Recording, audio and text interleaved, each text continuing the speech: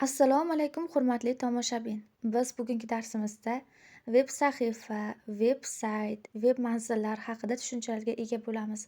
Hamda veb saytdan matnni, tasvirni saqlab olish, veb sahifa linkini saqlash kabi amallarni o'rganamiz. Unda boshladik.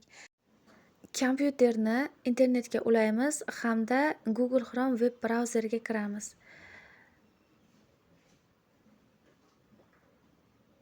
Brauzerning qidiruv qismiga biror bir sayt nomini yozamiz.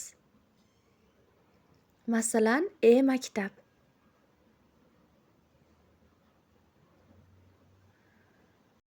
Qidiruvda chiqqan sayt nomining ko'k yozuvi ustiga sichqoncha o'ng tugmasini bossak, amallar ro'yxati chiqadi. Bundan "Сохранить ссылку как" buyrug'ini tanlaymiz. Ekranning o'ng yuqori burchagidagi hosil bo'lgan oyna ko'rib turganingizdek quyidagicha saqlamoq. Bundan "Dokument" bandini tanlaymiz. Silkani dokument ichidagi biror bir papkaga saqlaymiz.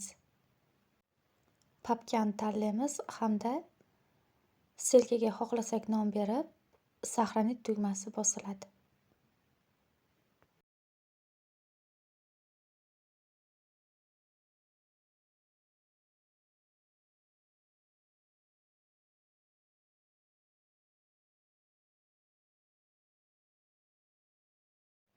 Veb-sayt silkasini yana bir usulda saqlash mumkin. Buning uchun veb-saytning ko'k yozuv ustiga sichqoncha o'ng tugmasi bosiladi hamda "Копировать ссылку" tanlanadi. Shunda veb-sayt silkasi kopirovat qilingan, ya'ni nusxa olingan. Endi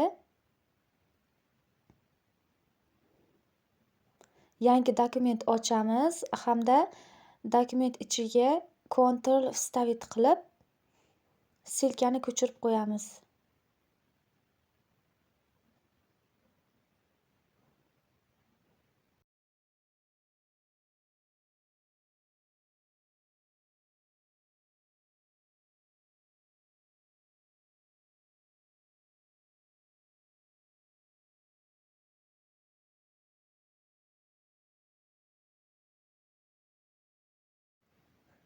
Veb manzilni yana bir usulda saqlash mumkin.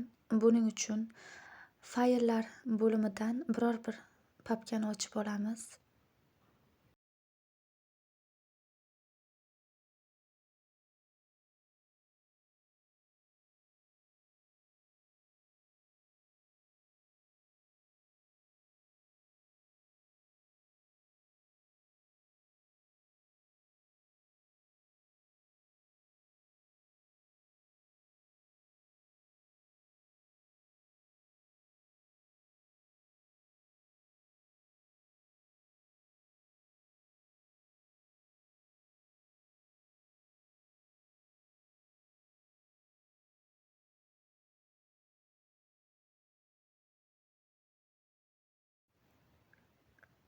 Brauzerga kiramiz.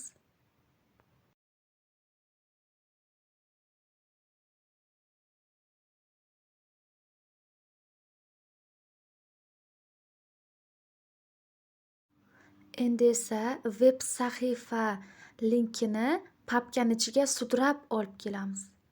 Ko'rib turganingizdek, papka ichida veb sahifa linki tushdi. Ya'ni papkani ichiga saqlandi. Bu veb sahifa linkini saqlashni yana bir usuli.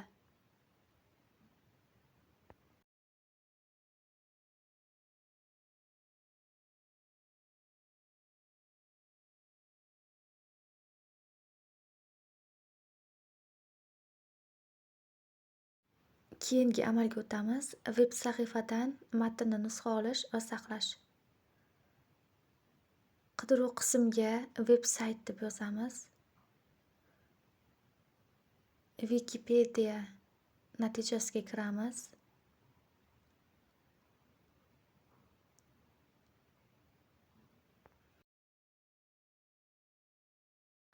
matnni o'zimizga kerakli qismini sichqonchani o'ng tugmasini bosib turib belgilab olamiz. Ko'rib turganingizdek ko'k rangga bo'yaldi. Sichqonchani o'ng tugmasini bosib chiqqan menyudan kopirovat buyrug'ini tanlaymiz. Nusxa olingan matnni saqlash uchun fayllar bo'limiga o'tib